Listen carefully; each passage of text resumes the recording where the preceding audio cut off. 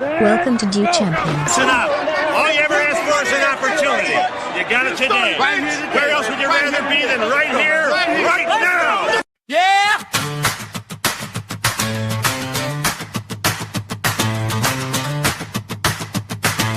Come on with it, baby! Yeah!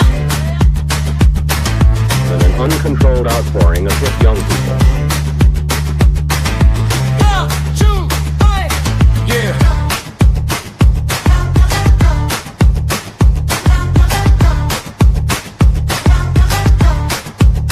Yeah, red, white, blue, feel the cold wind blow. Breaking down the tape in the combat zone. From Orchard Park to the end zone thrown. This is Bill's talk, hard facts, backbone. Yeah. Alex Cullen with the sharp insight. Randall Cypher scheming chess moves all night. Alex Miley, big dumb animal raw. Smashing hot takes through the studio door. Stats get funky, narratives get thrown. Dude champions, media, Buffalo combat zone. Buffalo combat zone. Be there, crowd chant, let's go Buffalo.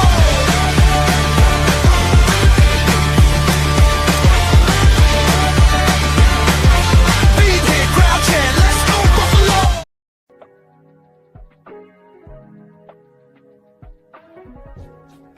For the best Italian food in Western New York, Elliott Apollos, call 716-825-3675. The Lardon Construction Group. Fubo TV, the official streaming service of Duke Champions. FanDuel, the official sportsbook of Duke Champions. For all your summertime needs, beauty pools, as well as kayak pools. CX Chronicles, your total customer solutions focused manager. W.GG, the official energy drink of Duke Champions. Hey, Sons of Erie, our artwork looks better on your walls. Hamburg Brewing, please visit our tap room on Boston State Road, Hamburg, New York. And finally, Fat Boy Surf Club for all your surfing needs. Man, sorry about the technical difficulty, dude. I don't know what happened there. Like, couldn't Gotta find our love channel. technology. Yeah, man. StreamYard's acting up. Is it? Okay, maybe that's what it is. That's easily part of it. I also didn't see it on the. It is live on X, but it didn't have a place to share it, so I don't know what's going on with that. But welcome to the show. Like, share, subscribe. It's Buffalo Combat Zone. You have Miley, Alex, and Randall. What's up, Ellis? Not much. Yeah, man. Another off-season Monday. Heck Yeah. dude. We're gonna get into free agency, Bradley Chubb, the draft, and some of our rankings on not the draft but the free agency potentials, and then also maybe discuss just some more ins and outs and kind of roster construction, things like that. Let me remove this icon that's covering up Randall's face on the bottom, unless we can get us all I'm together. like the fourth person. Oh, there we go. Is that too small though? I feel like that's small. It's not bad. How about I don't this? think it's that bad. Yeah. Okay. I You think sure? this works. Hold Yeah. up. Better? No. No. What's better? Is that better? There you go. That's good. Well, yeah, my Yeah, is now covered. Sorry, Miley. Miley, you're like 6'7". That's fine. We'll figure out the technical difficulties next time. How about that? So, all right. So let's get into it. What do you guys think about the Dolphins today and kind of their transactions? I agree with it. I mean, you got a new GM. There was a lot of bad contracts. He's got a leash of a couple years at least, I would assume. Mm-hmm. So if I'm him, cut everybody. Cut Tua, even though you're going to take on more dead cap than you're going to lose cap space with it. Just get it. I saw somewhere if they cut Tua, they're going to have 2/3 of the cap this year going to be on dead cap between cuts and trades of the last couple of years. And honestly, that's fine. Let them absolutely suck this year. I mean, as a Bills fan, I want it to happen. But even for the Dolphins, they need to completely tear it down. They'll have so much more cap space next year if they just cut ties with everything they can. I would even think about trading Waddle. And then next offseason, you're going to have probably some premium picks from being a terrible team, and then boatloads of cap space where your GM can now go to the owner and be like, all right, this is kind of almost like year one for me. This is this window to start rebuilding. Give them the 2 to 3 years before then you start judging, all right, how did he get me out of this? But I think this is kind of like a free year, at least that's what they should look at it. Just rebuild, tear everything down, and start from scratch.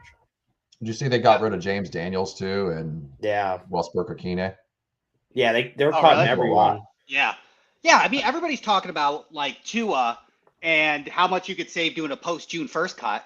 And I don't see how that makes any sense at all, especially if you're going to go in a rebuild. Eat everything you can right now. Open up. Molly, you pretty much nailed it. Get the first pick. You should be able to get the first pick in the draft if you're going to have 2/3 dead cap, and then you just kind of reset it and get Arch Manning in Miami, or which whoever sucks for us. Whoever kind of, I guess, ends up proving themselves to be the QB1 right now. It looks like it could be Arch, but the next year's QB class looks a lot better, so someone could come out. Would you think, though, as a new GM, it would what is the pressure of drafting a Manning or the threat of passing on a Manning? I mean, I think that works. That's perfect. Yeah. All right. I don't know. I get it, but like I also think if you're a GM, you can't look at that and be like, just take who you think is the best quarterback. I mean, next year's class looks pretty good. I mean, you got Dante Moore with another year, CJ Carr, Arch Manning, as you already said, Lenore Sellers with more development. And then who knows? There could be guys we're not talking about right now that could rise through. Like no one thought Mendoza was going to be anything more than like a day 3 pick or is going to be someone in the 27 class when he transferred to Indiana. Now he's the bona fide number 1 pick. And a lot of people see him as, I guess, the savior is the Raiders franchise. Same thing with Cam Ward last year. Everyone thought it was going to be Shadur Sanders and everyone else. And Cam Ward ended up blowing everyone out of the water. Yeah, I think also just keep an eye out on if they're going bridge quarterback, they could also go to Will Levis. I think they're going to go. You might as well just go Malik Willis. Well, it's expensive. That's the problem. They don't have a lot of money. Yeah, because they're like 8. They're going to be back in negative cap space as soon as if they cut Tua because of how much dead cap it is. They're going to have to try and create more cap space before they can do that. They're not going to be able to afford Willis. The dead. That they're just going to. What do you think his value is? I would be surprised if they trade for a Will Levis to see what you have out of him. Probably not much, but maybe you can develop him, or just go with Quinn Ewers and actually stink up the joint and go. Yeah, I forgot about Quinn Ewers. Yeah, that's probably what I would do because it's like why not? Quinn Ewers He's a is young probably the answer player. there. But what if he develops? You came out on top, and then if he doesn't, then he doesn't. You know what I mean? So. Can you explain what dead cap definitionally means? From my perspective, well, just in general, in short, it's whenever you cut a player, it's how much money you take on as an organization that you can't backload off to another team. So if we're going to cut, you got $80 million dead cap and the cap hits $100 million, then if you cut them, you're only, pre-June 1, right? You're only going to encounter $20 million in savings because the $80 million dead cap minused off of that. If you June 1st it, which means you cut them after June 1st, there's a breakdown. It's not split half and half or anything like that, but you get more savings this year and you can kick some of that dead cap down the road. So it doesn't impact you this season on the salary cap. And basically what dead cap is the guaranteed money that you haven't, like, I guess, had the player has his cap hit, like his guaranteed cap hit. You have to incur that as soon as you cut or trade him, whether it's if you're in year 1 or 2 and you have guaranteed money all the way through year 5, all of that money comes one lump sum. And it's like you have to pay all of him, just like when you like in college sports, like a buyout of or even in the NFL, when you fire a coach, you have to pay them all that money you guaranteed them right up front. What teams do is they'll move that. You can move guarantees around. You still have to pay them all this money, but you can move it as a cap hit. You'd like a restructure. You're basically moving his guaranteed money down, spreading it out. You still have to pay him it. So then if you restructure him, then you cut him the next year, it's dead cap is like all that money you restructured, you're still going to have to eventually pay him. And that's kind of what the dead cap is all the guaranteed, like all the signing bonuses and all that stuff. It just gets all lumped into one sum you have to pay right away. Yeah, that's a better breakdown. It's like a credit card. Wise. It's like a credit card. If teams, obviously there's a cap set and you have to be under the cap, and there is ways to maneuver how to be under the cap using restructures, extensions, and signing bonuses that push $5 billion. Oh, that's good. I think you should do it. I don't know. That's a lot of money. I'll cut Whittle for free. There's a good size gap. What? between our pay and Whittle's cap hit. Yeah. No, his it's a cap- graphic. It's not a shirt, but you are wearing a black shirt, so it looks Yeah. like it does What? work out. What are you talking about? I just got this the from graphic like an looks old. like it's the shirt. Yeah, I just got like Oh. an old job. This is like a plain black shirt I got like from a like last spring. I got at a job. Like It looks like I our- had to have a black shirt on, so they gave this to Hey, me. Looks Bill's like our Mafia. it looks like the logo's on there. It's Yeah. perfect. Actually, that'd be a dope shirt. But yeah, Yeah. it's just pushing money down the road to make Yeah. sure that you can be under the cap and still be able to have a real roster. Because really, if we took the NFL and had no stipulations like a hard cap, you'd have to cut everybody's wages. It'd be impossible to figure it Yeah. out. Yeah, it's just Or the you'd guarantee- have to. Yeah, I was gonna say it's just the guaranteed money too, like right. So if you have a guy who makes a 3-year, $45 million contract, a lot of times you'll see $22 million guaranteed. That's the highest amount of dead cap that you're going to incur with that player at a lifetime once you do cut them, right? So, and it's Right. usually structured in different ways. You can take the base salary and restructure it, right, and kick some of those guarantees and things like that down the road. And that's how you free up cap space. You can only divide that base salary at any given time by 5. So you can kick it 5 years into the future, but you can't go 6, right? Correct. So you can only save a certain amount of money. And then in the future, even if it doesn't have a 5-year deal, there's dead cap still to be incurred. Even that's why Joey Bosa this year has dead cap. He's not Those even are on the void roster. years, Yeah, those are void years, what they call void years. They're years into the future that aren't actually part of his contract that we've structured in a way so we can spread out his cap hit, not incur it all at one time. So I don't know if that explains. I think we all did a pretty good job of like kind of giving you a Yeah. high level overview. It does. And to piggyback off that real quick, because I know we're going to talk about free agency and dead cap and where our cap is. Yep. Today was the void year deadline, which I'm still kind of learning about to figure out because I did not know when somebody was in their final year and their dead cap was left over that you can actually cut that, but you can. So today is the void year where we had to extend those players whose contracts are up, but void years in 2026. So since we did not extend them or plan on extending them then that 11 million dead cap is there. McGovern 4.8 million dead cap is there. Daquan Jones 3.7 million dead cap is there. AJ Epinesa 2.8. Joey Bosa 7.2. So those numbers stay concrete, which is a good indicator of what we're going to do with them in free that agency. they're all gone. That they're probably all Bingo. gone. The Bingo. only one could be McGovern because that's not that big of one. Like Agreed. you could kind of backload his contract where his cap Milano hit was the still only best be one. like 9. Milano was the Milano best one to extend. Yeah. Yeah, Yeah, but- because Yeah. you could have lowered his cap hit this year. If you gave him like a 2-year, $8 million, you could basically make his cap hit like Right. 8 mil this year or like 13 mil next year or whatever that would occur to be. And Yeah, you could Yeah. play funny money with it and make it so you actually incur less of it this year if we re-signed them and come. yeah, I think but that Kevin I think they Messer- could have got Messer Milano down had to a good 6.8 breakdown of million. it. yeah, Huh? and same 6.8 million would have been Milano's if we had extended them. and same Okay. like Yeah, that's Bosa or so they're basically McGovern, so but, that's like, basically telling you that they're ready to clean shop on some of these guys. And I Yeah, you know, for that's sure. fine. I worry. I think that Milano has some good years left in the tank as a backup player, not as a starter. So you can keep some time off of his wheels a little bit, and make it so he can just kind of step in and take Bernard's like a spot Dorian here and Williams there. role almost. Yeah, Yeah. but probably even less than that. Less special teams for sure. But yeah, also but I mean maybe like Dorian Williams linebacker role. yeah, and you might even want to not play him as much as Dorian. Even let Dorian do a lot of the legwork, and then have Milano just fresh and ready to go if you Yeah. need to have somebody start for a game. But it sounds like they're going away from that, which means linebacker moves up the list a little bit. I think. For sure. Middle linebacker, because he would be like a weak side middle linebacker in this Right. in this 3-4 Or defense. Sam. Yeah. You know what I mean? Like Right. he No, I wouldn't- got you. I got He you. wouldn't Not- be like this pass not the rusher, is center what I piece. mean. Right. Yeah, Yeah. he wouldn't be a pass rusher. Yeah. No, I got you. Maybe, Even yeah. though he's a decent yeah. blitzer, Yeah, good blitzer though. Right, exactly. Yeah, I mean, I don't think Connor McGovern's coming back, especially with that, because that 4.8 million, even though I kind of would like to have him back. And SVPG was lifting weights during Joe Brady's intro. So Yeah. I think somebody got talked to about being like, hey, be ready.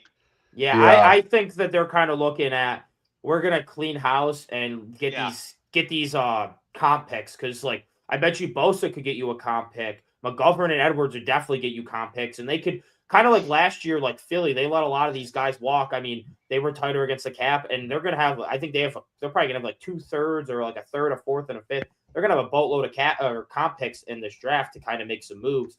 I think we could kind of be the same. And then next year's draft, we'll have more picks, more aggressive at this upcoming deadline to trade away picks, more aggressive trading up in the draft next year where the draft looks like it has better high-end talent. So I kind of agree with that. And say the SVPG, the Van Pran-Granger experiment doesn't work. Okay, at the deadline, you can probably find a quick, cheap replacement. If he's really that bad, you could probably give up a 5th-round pick to a team that's trying to sell, and you could get someone that's at least serviceable to finish out the year. Or you could get a guard and then move Anderson to center if you trust him there. And I think it's kind of why I'm leaning, like, especially if Edwards is going to get anywhere where spot track him has him valued at 19 mil, McGovern at 16 mil. If they get anywhere close to that, that's a third, third round. Yeah, those are third or the $20 million. Edwards want to be a third. The McGovern would probably be a fourth. And then Bosa probably gets over 10 mil. He'll probably be a fourth. Yeah. The student body's question here, speaking of kicking things down the road in the NBA, you can trade future draft picks all the way up to the 2030s. What's your guys' stance on it? Basically, I'm against it. I think that we should stay away from everything the NBA does at its core. I think they're a dying league. They're not going to die tomorrow. They're still the second most profitable league in the world, but that's really not because of the product they're putting out there, in my opinion. I think it's continuously got worse. I think a lot of the reasons come with the structural problems they have in the NBA. Of kind of cheapening the product and watering it down. I think that we need to stop doing that in the NFL. Well, I think with the NBA, it's just more of what winning basketball is kind of boring these days. It's just hucking. It's just they're all about efficiency and hucking up threes and layups. And players have gotten so advanced, like talent-wise, that it's really hard to play defense. And then there's the foul issue. I don't think it has anything to do with the draft pick situation. I mean, maybe there's some things they need to mix, like fix. I think the protections are a little too much, and the lottery, I think they're punished. They're not rewarding bad teams enough. I get they're trying to anti-tank, but if you don't get these bad teams top picks, they're just going to continue to suck year in and year out, and then it's just going to, like, how long ago? When was the last time the Wizards were competing? The Hornets have been in the dumps forever. The Kings had one good year, and they're back in the dump. Same thing with the Bulls. Like a lot of the Bulls. They're in the worst place. They're in the worst. 3 years ago. For this some is the reason, worst. the Chicago Bulls. I'm a Chicago fan. I'm a Bulls fan. They're the worst run organization. Yeah, but they're the worst possible place ever. There's just a lot of teams that are like, I guess Charlotte's finally kind of getting their way out. They've been looking decent, but they've been in the dumps forever. They'll have a pop-up year and then they'll fall right off. There's no parity. The Knicks did it. The Knicks did it. They were down in the dumps. They picked up draft picks, shipped Porzingis, did a whole bunch, and now they're into that. Lucky that Brunson broke out. It was not lucky that Brunson broke out. The Mavs refused to pay him. He was ready to go. He was good. I guess I meant to say, remember, Doncic got hurt, and they didn't he held that draft, though. They didn't do it through the draft, though. They did it through signing players and also being in New York there's City. More than one way, though. Yeah, but even when you're a bad team, if you're in New York City, you can attract free agents. If you're in who wants to come to Charlotte when they suck? All right, let's move on and get away from basketball. But that's all sports. It's boring. Yeah. We're going to lose viewers. That's where it's like I just think that they need to the lottery. I get them having a lottery, but it shouldn't be where the top 5 teams all have the same odds. Whoever's the worst team in the league should have better odds. I hate the lottery, by the way. I think it's dumb. I hate to go back. It's dumb. I think you should let the worst team get the best odds, get the number 1 pick, and just call it a day. The Dallas Mavericks, that was rigged with the Dallas Mavericks. Yeah. All right, but transitioning that to the NFL, you can't. The NFL's worse. You can't do it in the NFL because coaches and GMs get fired too quickly. To where if you think like let's say last year Brandon Beane was like, hey, you're gone if we don't get to the Super Bowl, and he trades five first for. Oh my God, you're a LeBron guy. I am. Oh gosh, What's wrong with LeBron? We need a new co-host, dude. LeBron's trash because Jordan's the best player ever. Obviously, Jordan's the best player, but there's nothing wrong with LeBron. I not mean, he's getting a in this great argument. No, player. he's He not. just annoys me all the time. He's just Oh kind my of God. silly. People who I'm not into specifically it. hate LeBron James Wait. just do it to hate LeBron James. Well, there's part of Yes. that, yeah.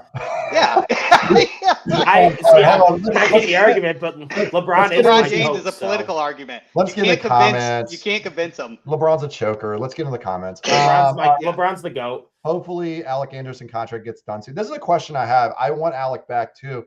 Should we go? Like, I want to get into free agency talk here in a second with some of our top targets, but I do want to talk about this because I think that Alec can be someone who fills a role for us, maybe more so than he has in the past, where I think he can start. The question is, does he play center or does he play left guard at this point, right? And I think that there's a case to be made to have him play center actually instead of SVPG, right? And He always plays center when McGovern goes down, not Cedric Van Granger. So, what are you guys' thoughts on that?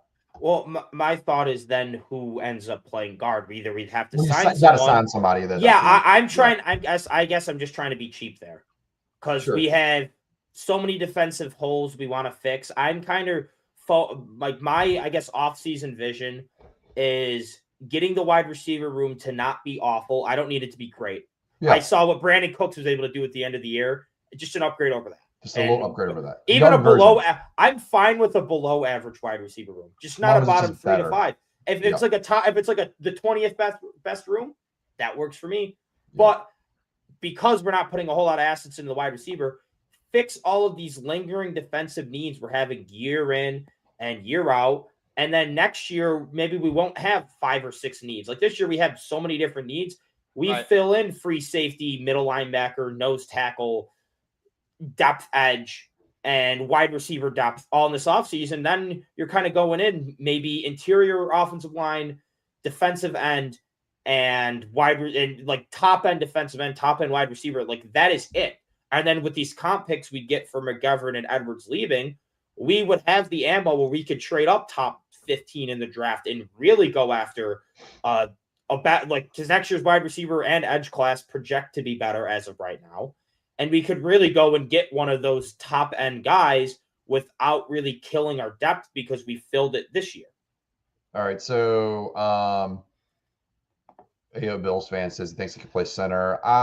Student body. I think he could Travis play Clayton. center. I'm not 100% sure. I think he could. I'm on the guard personally. I think he moves a little bit better, and I think he.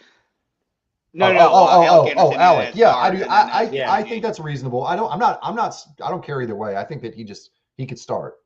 Yeah, You know, he could. I I think agree. he's He a should player. definitely start. If student body, if you're still driving and texting, what do you think his market is? My guess. Can I give you my guess? Yeah. What do you think his market is? 3 years, $12 million.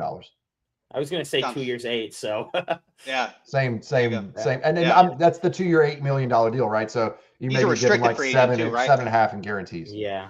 Yeah. And I don't know what the rules of restricted free agency is as far as contract size goes, but It's just matching. right. He's meant to say Miley, yeah, and student body's right. It is shameful to be a LeBron fan. Keep going. No, it's All right, not. Miley, Kobe, yeah, I'll take Kobe. I love Kobe. Of course. Of I have- course, it's Kobe over. he's a LeBron. second. He's a He's just second doing it for Jordan. Jordan. He's gaslighting right now. The That's backup pure old Jordan, head. man. He's like a Pure old head B take. plus Jordan. Pure old head take. I am an old. Okay, I'm boomer. not. I don't know what that means, by the way. That's why I'm an old head. I had derailed the show. NBA is boring. Yes, and then called it. Okay. All So right, he let's knew. get into free agency. Let's start All right, let's talk talking about about real Chubb. things. So we have different views on Bradley Chubb. So my view on Bradley Chubb is that he's going to want, well, I don't know if he wants, but I think the best thing for him to do is get a 1-year deal where he can prove himself, stay healthy, kind of like Bosa. And then so he can sign a bigger deal the year after. He's 29, almost 30 this year. That tells me that he might want to do that. But you think you're like just signing to like, it's basically a 2-year, but like a 3-year deal. Is that right?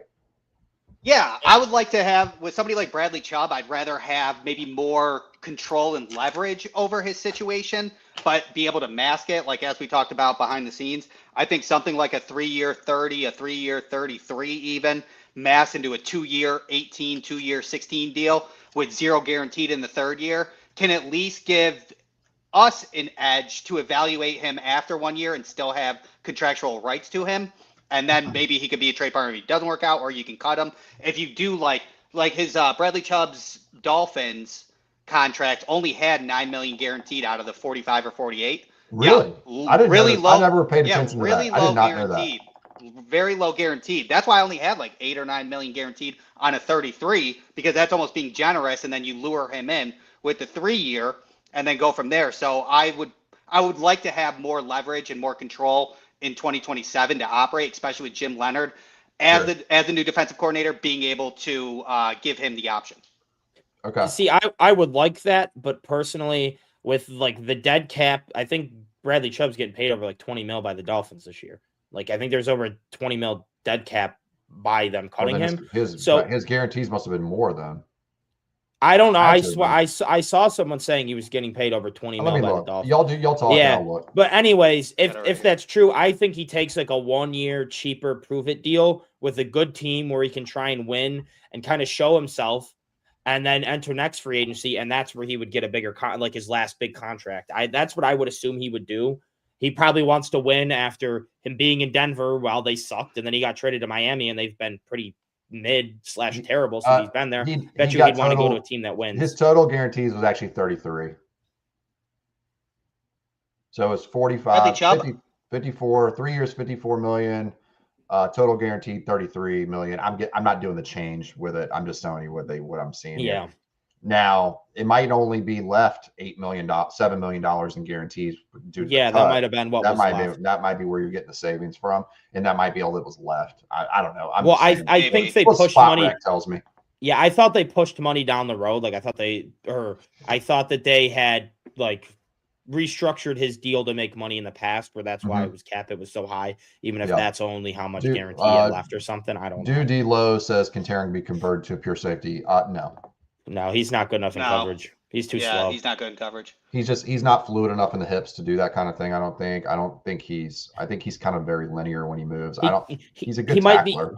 He could be a box safety maybe, but we already have that with Bishop. Right. And at his age, do you really want, like, you know what I mean? Like, I don't know if I'd want that. Yeah. I'd rather read Blankenship or somebody like that if we're going to do that kind of thing. If we're going to do that like kind of thing where both of them can do kind of both things. Yeah. Bishop can do both a little bit. Blankenship will be a similar player. We can kind of do both things. He's not or really you the get athlete. Or you turn Cole Bishop into the big nickel and you get two fresh new safeties. You turn him into like a Kyle Hamilton, Nick him and Warrior role. I just don't love it. I'd rather just Bishop be the I'm very not opposed to that. I wouldn't. I mean, be good at it. I think Cole Bishop. We got to find more guys. Well, in that spot, to be honest with you, I could definitely see that. Home. I think that's almost his home technically. Say we get like PJ Locke and then we draft like the guy from Toledo, I'm blanking on his name, or Thieneman, or Emmanuel McNeil Warren, and we have Locke and him, and then as the two like actual safeties, and it opens in that. And that big nipple, swift army knife, and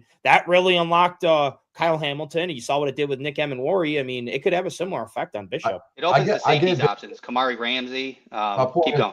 Bishop could be great in that role. There's no question about that. I'm not saying that wouldn't be like an ideal fit. The problem is I feel like he's going to be our most seasoned safety now going in.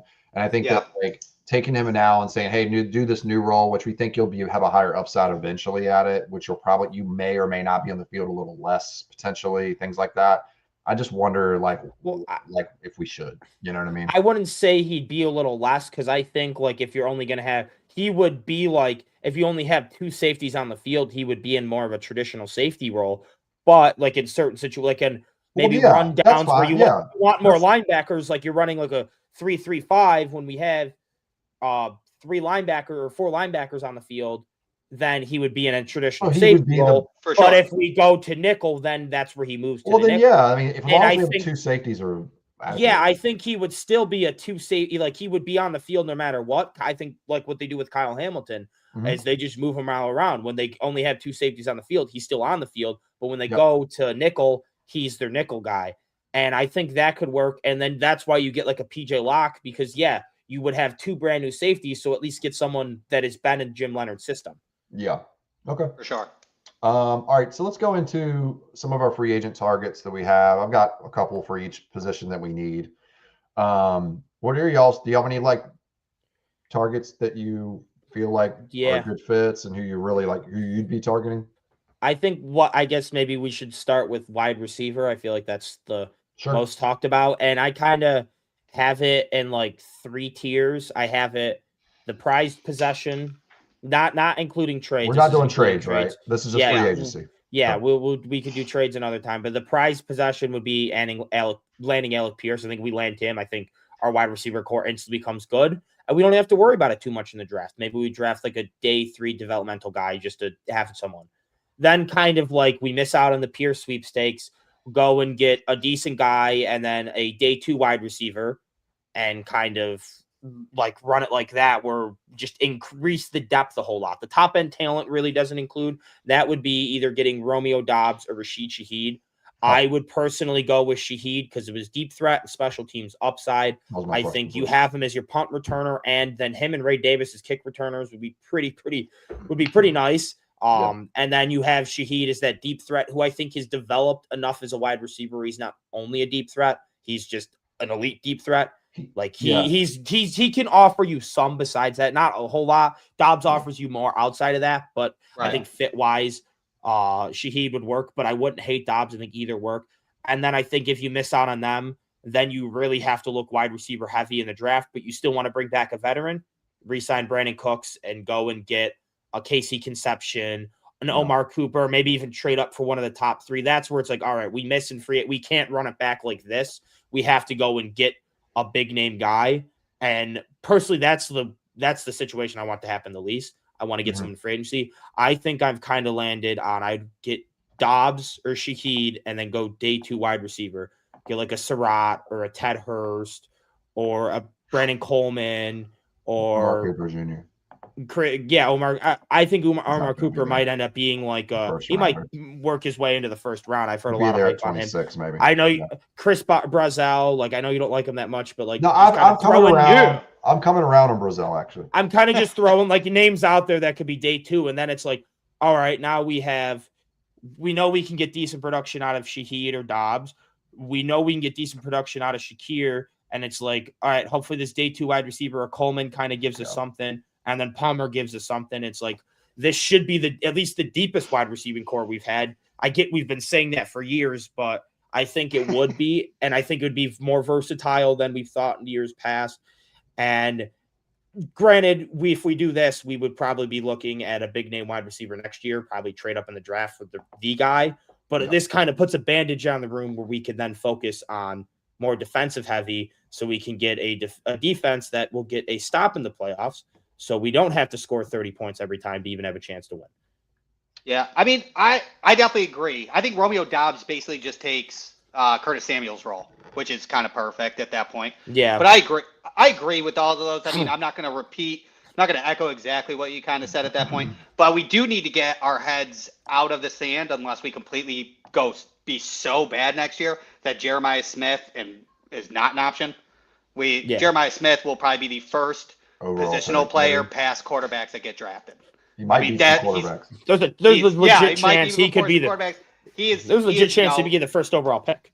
If he tweaks, well, I mean, quarterbacks. I think quarterbacks are going to break the record in 2027. Well, I'm saying if there's a team, say maybe like what happens if like Cam Ward tears his ACL in the preseason and the Titans are the worst team in football?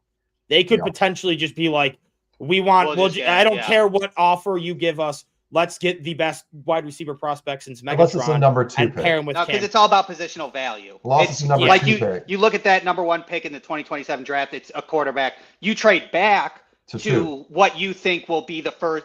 Who doesn't draft a quarterback? Yeah. And you draft at like 7, and then you get Jeremiah. Can't go too far back. But you can, right. That's also possible. I think the first 6 picks will be a quarterback. Straight up. Okay. All right. Yeah. I legit wasn't thinking. I'm gonna call like that. The last 2 years have been so bad in QB classes that everybody's going to be salivating at the option, and I think they'll break the record in the first. Well, the thing is, though, that happened the same thing with 2024, and we had 6 in the top 12, but we didn't have that many in a row. And 22 was terrible, and 23 wasn't that much better either.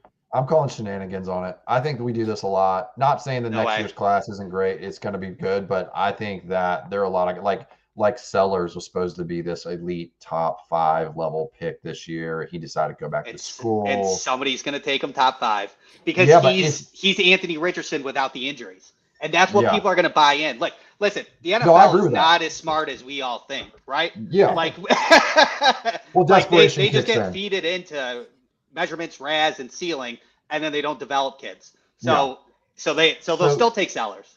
So Yeah, I'll say teams like the Jets exist. my Right. receivers are The Browns are proof that the NFL isn't as smart as we think they are. Yeah. I think all of our receivers are probably the same. Although outside of the Tell me trade Mike targets. Evans. No Mike Evans. Yeah. God. Come on. Then I don't- see, I wouldn't then hate it. sell I me kinda no bought Mike in. Evans. I Send me kind no of Mike bought Evans. it. I've bought It's into it time. a little bit. It's gonna a fall off. 1 year. It's a bandage. It's a 13 bandage. million. That's Yeah, how it's much a Josh bandage. Palmer costs. It's gonna fall off. It's a bandage. I don't Hey, love. man. I I don't don't love know. it. I'm He's old, not- but this is It's his a first year he's bandage. been injured. I know I'm Like- not rolling the dice on a 35-year-old player. Listen, 33. he's the best. He's the best example to be have Keon Coleman as his understudy. Best I just example don't possible. think Keon Listen, can even get we're close not to getting doing rid the of same Keon. things as him. We're not. Oh, he won't. Absolutely He not. can't, he But can't do those if things you get at all. if you get a couple toes of talent out of Mike Evans to Keon Coleman, then at least then maybe he's a viable wide receiver 5. But at Mhm. this point, at 1 year, 13 million for Mike Evans, as an outside strong X, gives you the capabilities of signing, doing a draft pick and signing somebody like Brandon Cooks or something along those lines to mesh everybody together. I think Mike Evans should be an option or an availability if we cannot trade for a Brian Thomas Jr. or Marvin Harrison Jr. Okay. Those two guys, because on a rookie contract, I think the production is worth the risk at a 1 year, 13 million. The other And Mike thing, Evans wants to come here. the other thing Absolutely. is, my other thing about these free agents is I'm really kind of soured more on Rashid Shaheed as like what he does. I think he's just so inconsistent. He disappears all the time. That I bothers buy me a right lot. now. His contract's as high as you can, as he's worth. Yeah, and You're I just buying him don't. at a ceiling. Yeah, I don't want to do that with that type of player that I think is not going to be consistent. I think we need consistent separators who win all the time. And I think I'd rather have Dobbs. Dobbs' problem is he's got the injuries. The Literally, more I could be look Curtis at it, Samuel.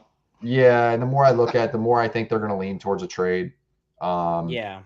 I think they're going to see the value in like an AJ Brown or I don't think Jefferson's even in the question. I don't think that's not gonna right now. happen Next at year all. it is. Next year's in the question. Who was the other player that we were Am I talking the about? lowest out of you two with AJ Brown? I would send a second for AJ Brown. Yeah, well, I would. yeah, because he's I disgruntled. wouldn't send a first though. I mean, he's a $23 million cap hit this year. I'd rather have BTJ or What's Marvin left? Harrison. Okay, good. Those are kind I of thought- like the dream scenarios Okay. because you get 3 years on a rookie deal or 2 years. Oh, I'd on a rather rookie have option. Harrison and BTJ. I'm torn. Who would you rather have, BTJ or Marv, or without Marvin? a doubt. Marvin Marvin Sure. Harrison, without a doubt. Without a doubt. Insane ceiling. Yeah. Well, I think that BTJ has an insane ceiling as well. I mean, they're both Yeah. physical freaks. I'd say BTJ Yeah, I maybe think- a more of a But physical would freak. you My say- thing is T-Law was the best like out of the two who they've played with. T-Law is easier, better than anyone Marv's played with, and, Yeah. and BTJ was not that good this year. Marv, you can at Not least about make yeah. the argument that Kyler was not a good pocket passer, and then he was battling injuries as soon as Jacoby Brissett took over, and they kind of shut him down for the end of the year, and that's why Michael Wilson and Trey McBride were getting peppered with targets because there was literally no one else to throw the ball. So I'll say this and they were Run on the losing run, by yeah. 30 I every gotta go to game. the next position, but I want to say one thing about BTJ is like I'm not concerned about his physical abilities. I'm concerned about what's going on upstairs. Like he just didn't seem devoted to playing football this year. He just didn't Yeah. look the same But I aggressive. think you can say the same about Marv. Same too. with He Marvin Harrison had, Jr. He had a lot of concentration He had some issues yips. too, and just Marv would Yeah. kind of just Kyler would just not see him well, not throw the ball well, and then He just kinda flashes, would- but he doesn't really. Yeah, I mean, Kyler Murray is so different than Ohio State quarterbacks that it was probably a weird transition because Kyler Murray just bails pockets and tries and figures it out. also, like that's think not about Ohio this. State. Think about Yeah, this Marv's too. not really a Marv's kind of. He's a traditional, methodical route runner on timing Right. and strength. So let me ask you this. This is my concern with him, right? We don't really know how he didn't test athletically, right? So we don't know like what his metrics are there. We don't know if he's no better than Keon Coleman athletically. We just don't know the answer to that question. We know he's a better route runner than Keon. The problem is for me, and this is that keeps popping into my head about Marvin Harrison, is that what if he's a 5'11" wide receiver in style, playing in a 6'4" body, and that style doesn't work as well because he's not quite as elusive as he needs to be at 6'4" versus 5'11", and he doesn't have the high-end physical like speed stuff that goes on with like these big physical freak receivers, and he's like kind of playing a role in the NFL that maybe doesn't work for him that it worked in college. Does that make sense? I don't know that I feel like I get that, but that he makes just sense, he's someone who gets open and catches the ball. But does he? Because he hasn't really done a lot of that. I think this a lot of in I think it's NFL. just a lot of like yips. I mean, in college he was a great route runner and he had great hands. He's and a he had great the route runner. breakout age. He had the breakout age too. He was dominating as soon as he stepped on the field. Sure. I And- totally agree on all And that. I get Josh and Kyler are kind of similar, but Josh is so much better in the pocket Josh Allen's a pocket passer who runs he's a really pocket well. passer that can just make any play in the world. Yeah, that's Kyler the is difference. a complete improviser. Go ahead. Yeah, Marvin Harrison's 6'4", 209. Right. I know that it's only 6 pounds difference, but you got that 209 leaner build, and then obviously he's got strength to it. And then in college, he was clocked at 22.22 miles an hour on a breakout touchdown. I know that GPS tracking does not really it's so Tell you weird to anything. analyze GPS Yeah. miles an hour sort of thing, because then Because I think they all it can doesn't run completely 22 conflate if they to a just 40 get enough time. space. Right, exactly. And and it's true. They're Like all Marvin that guy. Harrison Jr., I think he's got long speed, and that's fine. But you're right, his short area quickness, his releases are super twitchy, but it does take him 2 to 3 steps to pick up speed. So that's where I think people catch him at. But I do agree with Miley when it comes down to it, is I think the confidence that Josh Allen can build with Marvin Harrison Jr. and his full route tree and what he's capable of is better for Josh Allen than maybe Brian Thomas Jr., where you're looking at just like a deep Malik Neighbors type style. Yeah. Yeah, I don't even think they're gonna. I don't think they're trading either one of the guys. Yeah. I think. I think Brian far Thomas more. Jr. might. He's be far traded, more which is able to crazy. do that. Yeah. Well, the thing is, for they sure. just I was pretty sure I was pretty confident. I thought they would, but now that they just said that Travis Hunter is going to be a full-time corner and only part-time receiver, Good point. they may look to keep BTJ Good now point. because their Good thought point. process is the way the wide receiver core was at the end of the year. It's like, all right, this is working for us with BTJ and Jacoby on the outside, and Parker Washington is that explosive guy in the slot. And I think they may kind of run with Parker that Washington. and then have Awesome. Travis Hunter just out there for certain sets because their secondary, their corners are kind of like one of the weaknesses on the team. So I think they might want to They keep need him him out. out. He's a better corner, Also- anyways. Yeah. Also, Yeah, of course. Josh Allen's not the greatest deep ball passer. Like he can throw, he can make any throw. It's just he's not super accurate throwing the ball down the field. Yeah. And so I think a Marv would fit his play style more than a BTJ would. Yeah. Yeah. I feel like that's all he's going to work on this year.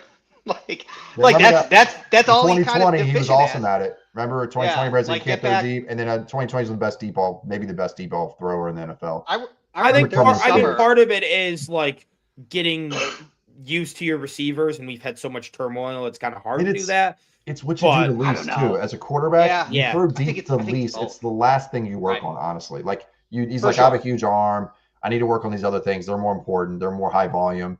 Throwing deep, I might do it three times a game, 4 times a game. Like I might as well spend my time working on other stuff and just hope for the best on the Yeah. other part. All right, let's go to guard.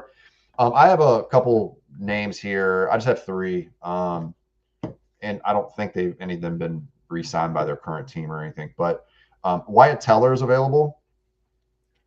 I think that Bean would like to have a second stab at him as long as he thinks that he hasn't lost a step. Luke Fortner and Elijah Barry Tucker. However, if we're going after like an Elijah Barry Tucker, then like would we maybe just want to sign our own guys? Yeah, I would. You know say what I so. mean? Like that's kind of how I view it. So Unless you what want are somebody your like thoughts? Malo, Isaac Malo that went from Eagles to the Steelers. I think he's been such a good, consistent guard that if Yep. you do want to make sure And if we're there's the going to lose O-line McGovern coach and connection. Edwards, you want something locked up there where you know it's proven. Yep. So And there's that somebody O-line like him. coach connection there. So Oh yeah, good point. All right. Do you have any extra names you want to throw in other than Solomalo and the 3 I have? Alec Anderson. So, I Well, just want to I'm go in-house there. I'm assuming. Yeah. Yeah, Give me Alec I'm Anderson very much and then in-house on Fran guard, Granger, and then just draft a developmental guy. Okay. There's spots where you Yeah. got to get players on rookie deals. You got to get cheap. Miley No, I Harris agree. at some And these are the places. best positions to do it, not spending $20 million a year on a Robert Hunt. I like Robert Hunt as a player, but I ain't paying $20 million for that guy. Yeah, that's what Right. I'll do it for with David Edwards. McGovern because I think McGovern's probably. I mean, I think McGovern has been so good. Or David as a Edwards, mid center. apparently. Freaking I mean, 20 they're million. yeah. Yeah, I ain't doing wouldn't- that. But Edwards Oh, is a I'd good give player. McGovern like 12. He's a good player, but I don't Yeah. want to pay $20 million for him. That's Right. I wouldn't ridiculous. give McGovern 16 like his market value. I'd give him 12, but Yeah, I give him 12. I might give him 16. I give him even, 14. dude. Yeah, I give him 14. 16. I think he's that good Yeah. at center. I think he's a top 3 center in NFL. I think he's probably like top 5. It just kind of, I guess, with how well we've been able to develop offensive linemen, I'd rather allocate that money elsewhere. Sure. Yeah, Yeah. I think it's reasonable. And then speaking of center, Tyler Linderbaum is available. But you might as well Thoughts? just re-sign McGovern. Might as well then. He'd resign probably him be to cheaper. McGovern, right? Because he's Yeah. probably he's a top 3 center as well. Yeah. Tight end, Cade Otton, Chiga Okonkwo, David Njoku. Any interest in those if we don't bring back Just keep- Knox? There I is. just, I mean, If we don't keep Dawson Knox, there is a probably so right now my tight ends I think I have 5 in the top 100, and then there's like 15 in day 3. There's just a bucket of tight ends that some can block and catch, some can catch. If you were to, I would pick up another guy in the draft You just if you draft had him. to. Okay. I just Yeah, would Dawson rather keep Knox. Knox, though. I would I keep think- Dawson Knox all day. Yeah, I think so. I think we've not me. I've always liked it. I thought he was a good contract when we got him. I thought he was a top 10. I thought he was playing like a top 10 tight end before we got Kincaid. Yeah. That was the year he balled out against Kansas City. I thought he was really 21, he balled out. 22, he had a little bit Is of a it the down 9 year. touchdown year? 21. Right. Yeah, 22, he had a little bit of a down year, and then Dorsey wanted to go with that. He wanted to throw out a lot of 12 personnel, so we got another touchdown, and then Brady took over, and he didn't really throw as much at a 12 personnel. I just- I mean, and this a year lot- we did, but He had again, that a lot of it personal is stuff too our with his receiving brother. core was terrible. A lot of it. Yeah, just, there was. a lot of it just don't trust. I just don't trust Kincaid to stay healthy. We'll see. Me, not anymore. Well, I my want issue- to act like I'm a doctor, but I just don't like for my eyes and for my brain. I'm like, why don't you just get surgery anyways? Because it puts Yeah. him out to like September, I think. No. I know. The problem is, I'd do it. yeah, Bean Why said not? We we're don't picking up trust- his 5th-year option. He's got Yeah. 2 years. Yeah, exactly. we don't trust Kincaid to stay healthy. We also don't trust Dawson Knox to catch the ball. I If do Dawson to Knox some didn't- extent. If Dawson Knox I didn't do. make catching the ball look Mhm. like rocket science, he'd be a top 5 tight end in football. Yeah, he does. He looks I mean- awkward. It's kind of like it's better than Gabe Davis. Are you sure? Do you? I don't all trust day, Gabe's hands all day, at all. all day, all day, His- all day. I could Gabe's not catch stand watching mechanics Gabe are- Davis catch a ball. His catch mechanics are. It's not even like that. Sometimes he catches like Yeah. this, like Yeah. that. It's never this. It's never the diamond when you catch the And ball. Knox, you know? Knox goes like that, No, basically. No, Knox is the Knox reason kinda- Josh's 40 touchdown streak ended. Yeah, well, let's not Oh. blame too much. He Come had 4. on. Okay, so he had 4 drops this year, 1 drop last year, but he probably had like More targets this year. in the last 2 years 20 targets where he had to try, like Molly said, really hard to focus and catch the Yeah, ball. he just So, makes it look like so 5 hard. drops, Yeah, drops, his- and 15 And bombs. a doesn't- lot of he times it doesn't- ruins his run after the catch because he's so focused on catching it, he falls Clearly out thinks too much. after like Um, bobbling it 5 times. All right, can we agree on punter Wisniewski, bringing him back? Yeah. I think he had a good. I think he played well this Yeah, year. I'm Playoffs fine with was that. great. I'm good with that. Defensive end. All right, so we've got a new one added: Bradley Chubb, Trey Hendrickson, Joey Bosa. I don't think he's coming back. Jalen Phillips. I would love to have Bradley Chubb. I think he's a seamless fit into what we want to do All day. as a Yeah. 3-4 outside Or linebacker. him or Jalen Phillips. Jalen Phillips probably be a little Jalen Phillips cheaper. too, the same player, kind of Yeah. similar players. I think I'd I got a rather couple have other Chubb. ones. Just Chubb is just a little more reliable physically, I think. Yeah. Yeah. Trade for Boy TJ Watt. Mafe, I Mafe, think is a too. really good. Yes. Yeah. He'll come cheaper than those guys, His I at like I 12.2 wonder if he million. follows Minter Yeah. back to Baltimore, though. That'd be kind of funny. After they traded him away for basically nothing. Yeah. Yeah. Somebody I think the Lions may not be able to afford, which I'm interested in because he had a 12-sack season and they paid their defensive line a bunch, is the Detroit Lions, El-Kadim Muhammad. He had a 12-sack year and a 3-4 defense. He is a strong, powerful, like he's violent like Michael Hoyt in his pass rush, and that's what I really caught my eye on him. That's somebody that's pretty decent. And then if My we only, wanted, go my ahead. only concern about that is how much of that is him and how much of that is Aiden Hutchinson. Well, Sure. at the start, remember the inside defensive line was hurt, and then Aiden Hutchinson was just coming back off his ACL and still pulled 12 sacks. So Okay. regardless of the fact, I mean, again, when it comes to what we hope our defense is that everybody's kind of contributing, and then everybody eats sack defensive style the way they will. Everybody I mean, eats. realistically, which is super unfortunate that I said that. It's Josh Allen, James Cook, and everybody eats. Yeah. But and then 2 bargain hunters. Cleveland Farrell could make a resurgence at 265. He's $4.5 million, and then Kingsley Enagbare, 6'4", 258. He is at $6 million. He's had 13 sacks, 22 QB hits in his first 4 years, and he's dropped back almost 100 times in his 4 years. So he's able to drop back into coverage while bringing pass rush. Those are kind of bargain if you want to get in depth on where are we going to put Landon Jackson. Probably defines who we need and stuff like that. Like, just really, free agency is going to really know where people are back in Arkansas. What positions are. Yeah, like the NBA in college. Like you play 3 years in the G League and you're still allowed to go back. Yeah, he only played like 3 snaps against the Dolphins. He redshirted. He redshirted in Buffalo. Goes back for his 6th year. Landon Jackson, I love you. I hope you do well. I'm a big Arkansas Razorback fan. I love you so much. I hope he's. It's all jokes. I hope you know, the best for him. If any player, remember his Rams was 10. If he becomes AJ Epinesa, I'm happy. That's kind of what I'm hoping for. Agreed. Yeah, agreed. And like honestly though, and a third round he's been a pick, slow developer his whole career. College, high school, he was not a player that ever got it immediately. He was a guy like 2 or 3 years in, all of a sudden it was like, wow, he has developed so much. He puts the work in. So I've got faith in him more so than a lot of players just based on his kind of trick. Remember, he was the guy with doing the bags and stuff. He looked awful. I mean, and then he comes out and he looked way and then better, he's beating Alabama. He's beating Caden Proctor. He had 3 sacks against Caden Proctor, who was going to be a round 1 tackle or guard. Was he beating fat Caden Proctor or healthy Caden Proctor? It was fat Caden Proctor. He's big. He's still big. Well, but he loses like 10 pounds. Went from 360 like, to 350. There's like, he started the year at like 3. He was like 400 in like camp. He was mammoth. Started the year like that's why I'm saying. Did he beat 380 Caden Proctor or did he beat 360 Caden? It was certainly 380 Caden Proctor. Sure. Then that takes a little bit off because 380 Caden Proctor. But he got 3 on him. He got 3 on, and Caden Proctor still was the number 1 guard going into the summer. So, sorry. Point guard then too. All right, let's go D tackle.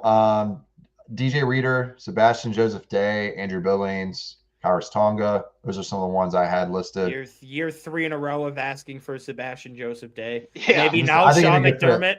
Maybe now that Sean McDermott is gone, we might actually look at that's a possibility. Getting a defensive tackle. It could have been McDermott that can hold a double team. Like, you can hold a double team, but you can't move fast enough. I hate you. Die. Yeah. I know you only need to move like 2 yards every play, but your 40 time was awful. You got to get off the team. Anybody Roy else? Lopez for the Lions. Okay. I will purely give Proham from cover 1. He nose tackle, yeah. He was the one who was putting out clips for Roy Lopez. He looks violent in the center. He looks good. Okay. I kind of want to more so go draft at that position though, personally, but I wouldn't hate a veteran. I think you do both. The to cool be part honest, about to let Deion Walker be versatile. So then we trade. So then just trading Dwayne Carter draft night, get whatever value we can, basically. What is your Miley? What's your confidence in, or what, both of you guys? What's your confidence in Dwayne Carter being able to contribute? I still have confidence in it because I saw the flashes his rookie year. Again, he had that 3-game stretch where he was our best defensive tackle. From the Houston game from the Jets game, I think it was, to the Tennessee game. It was like 3 games in a row where he was just blowing up plays left and right. And then he got injured and his season fell off, and then he tore his Achilles. I do have confidence, and you know why? Because when defensive tackles come to Buffalo, they suck. They do, and then they go somewhere else, and they're awesome. Yeah, then they figure it out. That's a McDermott thing, though. That's what I'm saying. Right. Like that's New why I regime faith in it. Other than that's why McDermott. I don't know, but do you put him at something? You stick him at nose tackle at 300. I think he's or do you put him at 4? Or do you put him at 4I or 5T? Oh no! I don't know what we do with them. So it's either nose tackle or nothing. Like a backup nose. Now, if he puts on 15 pounds, can I just pounds, refuse to answer that? Yeah, that's fine. I'm with it. It's early. It's like March, right? It's February. Yeah. It's February. We'll see. We'll see. Question for later. I haven't lost complete faith in him. I'll say that. 4I, you might be able to do it on occasion. I'm very concerned about how our D tackles are structured within this new defense. They're all 3 techs, and I just don't know where what we do with them. You know, like I think Dwayne clearly Deion Walker can do a lot of things. He's fine. I think Ed Oliver's questionable. Honestly, I think he'll play. I think he'll be fine. I think he's good for eye. I guess like maybe he's linked. He is really low. Like his lack of length concerns me a little bit. Playing further and further outside of that 3-tech spot. So I don't know. I think he can penetrate well through the B cap in his 4-eye spot, and I think that's where he'll be good at it. So I hope so. I'm just saying I have my concerns. He's like I forget what his percentile with like arm length, and that was main concern when he came out of college too. I think where like there's like he had just under 32. Yeah. Yeah, it was like the data for guys with under 32-inch arms is like out of like dozens and dozens of guys, like there's like 2 that are even solid, you know, and I think Ed Oliver's now one of them, you know. That would be my only concern, but we'll see how they structure it. I think they're going to target a lot of Bradley Chubb type players. Not Bradley Chubb, if not Bradley Chubb himself, but other guys who can do those similar types of things, in addition to some bigger bodied nose tackles. Because we're going to need a nose tackle. Huh? I sure hope so too. Been clamoring it for years. But... So Devin Lloyd, Nakobe Dean, Leo Chenal, anybody else you want to add to the linebacker list? I'm going to say no on Devin Lloyd just because he's going to want too much money. He's going to be getting, with the way he played this past year, he's probably getting over $20 million a year. Yeah, he's getting that like Roquan Smith money. Yeah, exactly. So I don't want to pay any linebacker that much money. I'd rather. I think Leo Chenal would be great. I think Chenal and draft a day 2 guy. But I don't know if he can run a defense though. A bigger layup than what we should have done with Matt Collins. I think I think Leo Chenal comes to Buffalo with Jim Leonard is exactly what Jim Leonard needs. To be honest with you, I think he needs building blocks, and that's that guy. Yeah, that's someone who spent multiple years with them at Wisconsin, so already knows the system. Yeah, same with Sanborn. That's why I said. And also, he also played for Kansas City, so that helps he could feed us insight on KC. What do you think of Nakobe Dean? Health concerns kind of scare me. He always seemed to be battling injuries. I liked him coming out of college. He's up and down. I did too. Yeah. He can look really good at times, and other times he kind of look lost. I think kind of just like Terrell Bernard. He's just not always healthy, and he kind of just it's not always in place because of it. So, and the reason I ask you is because some of these, like for instance, like it feels like linebacker gets pushed in some respects to the draft in a lot of ways, right? Like the inside linebacker role next to Terrell Bernard. Pass rusher, if we can get a Bradley Chubb, that'd be great. But I feel like that moves way up the list. Like an R. Mason Thomas, guys like that, I think are good. Maybe 2nd-round players that we'd have to move up, I think, to get them. But I mean, like personally, kind of ballpark into. I think we get Chenal, and then we kind of have our 3 like outside non-pass rushing outside linebackers in Dorian, Chenal, and Joe Andrees. Some of these more just special teams, and then we have Bernard. I would bring back Shaq, and then I would draft a guy. I don't think we're getting Shaq. I don't think we're getting Shaq. I know you don't think we are. I think we do bring him back. I think him saying he wants starter money isn't that much money. 10 million. But it's hard to pay him that starter money. If he's going to start, it's not that hard to start. It's not that hard to pay him that. Okay. I mean, he's 31-year-old, 32-year-old player. We don't give him a 4-year contract. You give him like a 1 or 2 year contract while you develop the guy you draft. Yeah, and at that point, I love him back. I just think he's got problems still. He's in the negotiating terms where you go extreme, right? Because it's so early and free agency hadn't started. And we have the head start on him on every other team. Right. Say you want $18 million a year, but in actuality, it's going to get down to. I mean, what would you pay him, Alex? I would probably pay him 7 or 8. I'd give him. I think that's fair. I'd give him 2 years, 12 million, 12 guaranteed. Yeah, I mean, I would do that. And fully, you do like he's got an injury history too. You do a full I think you can really $8 million cap hit this year, full guaranteed. On the next year, it's like his cap it's 12, but his dead cap's 4. If he really battles injuries, you can kind of move around the money after the year, see how well the guy you draft develops. Kind of, you have a lot of flexibility there. And there is going to be heavy investment for that position with the new scheme we're running. So we're gonna see them spend some money on linebacker and in the draft. Like I think the draft first first 4 rounds we could see a linebacker or 2. You know what I mean? Yeah. I think depending on what they're looking at. It also gives you flexibility to cut Terrell Bernard. If Bernard doesn't look good in this system, can't stay healthy, and say you have Shaq, and it's like Shaq and Bernard, or you give him a 2-year, and it's like, all right, there's similar cap hits. Which one do we like more? Then we can cut Bernard, and all right, we trust Shaq to be in this role. He's been on the team for 2 years now, and it's kind of more insurance to be able to cut Bernard if he continues to struggle next year / can't stay healthy. I'm not saying it's going to happen. I kind of like him in this, like in the system, but. There's no guarantee there. Let's move to corner because I want to get through these next 2 positions. And do y'all still want to do a mock draft, like a quick one? I think we do a quick Bills one. Yeah, just a Bills one. Okay, that's fine. I'm good with that. Okay, so then we get corner. Did Newsome get re-signed? Not that I heard of. I don't know. Yeah, I wasn't sure if he extended him or not. I don't think they did. But Greg Newsome, Jalen Watson. Alontae Taylor. I'm not looking for starters though, right? Yeah. Right.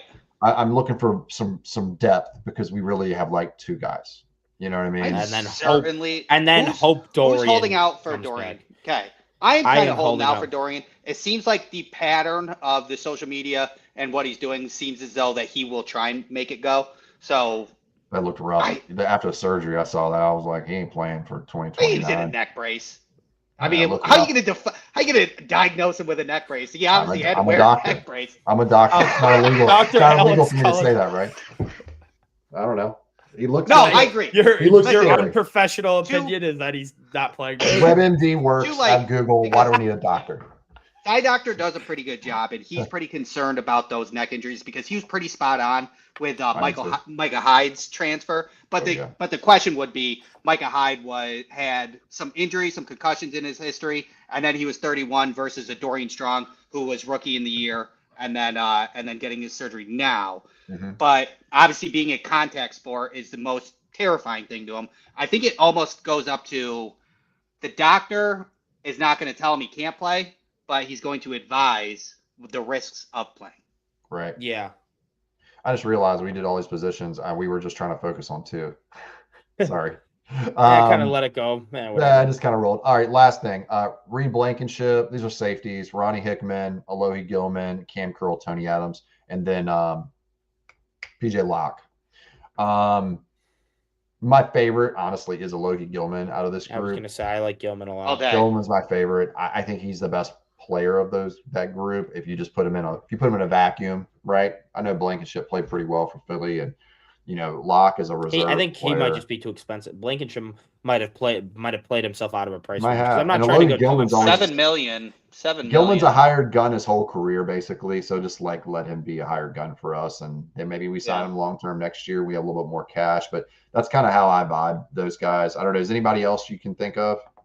If Gilman doesn't sign him, I'll still take Jalen Hawkins. But I would assume Jalen Hawkins. But I assume New England's going to re-sign him.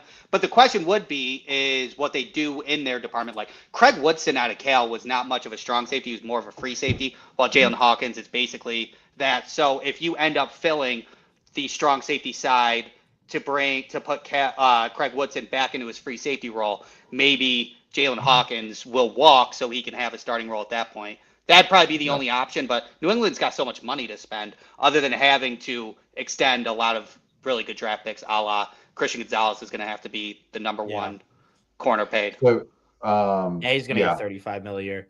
Yeah, you got it. He was the only person who showed up for the Super Bowl.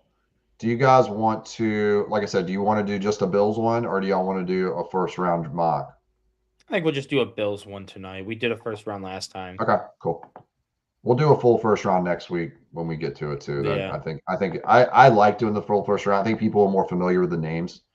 And I think they're fun. It's just nice to switch it up sometimes. So yeah, absolutely. So I just want to get in on a first. Wait, are we gonna do a seven? We're gonna do a 7 round. I know that's kind of why I did. Let's remove. Last week kind of worked out, I guess, without Randall. It's just me and Alex know more. We know the first round guys a lot more, so we were able to do that. Yeah, I can actually speak to those a little bit more. I'm sorry, my daughter texted me and got my head out of the. She asked me for Gatorade while I'm in the middle of a podcast. She knows what if that was possible, I would legit think that that's an option. Like I'm pretty sure Josh Allen would be like, "You can also live at my house too." Yeah, exactly. Like you don't have to pay rent. I'll take care of your college. All right, so let's work this out. No trades, right? Just see how it falls. I did not adjust the more or less predictable here, so we're getting surprise attack here.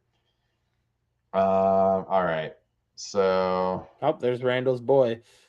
Yeah, we don't have to go Casey Concepcion because I'm pretty sure Twitter's already annoyed that I still talk about all the time.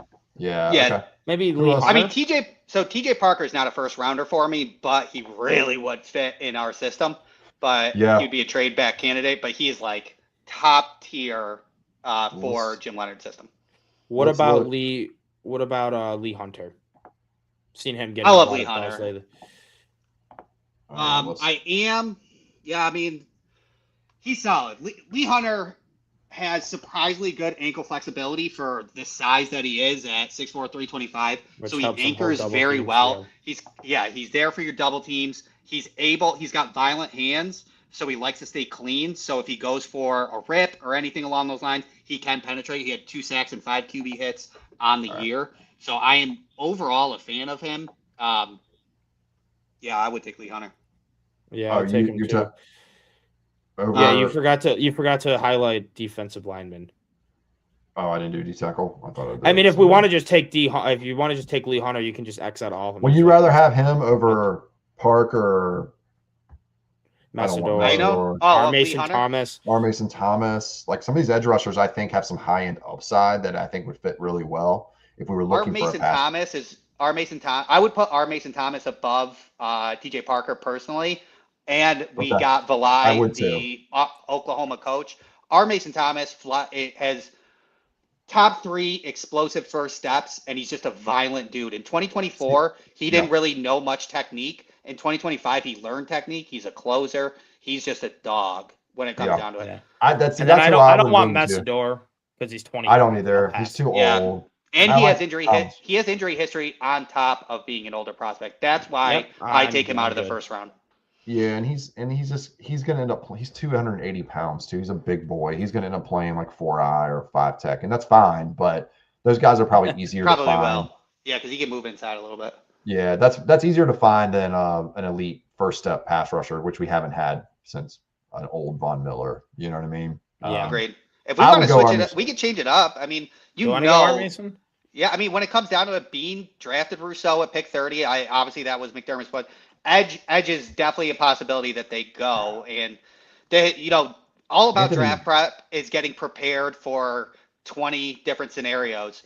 If you draft Casey Concepcion in the first round every time, and then the Bills don't draft Casey Concepcion, and you get mad, that's on you, not on Buffalo.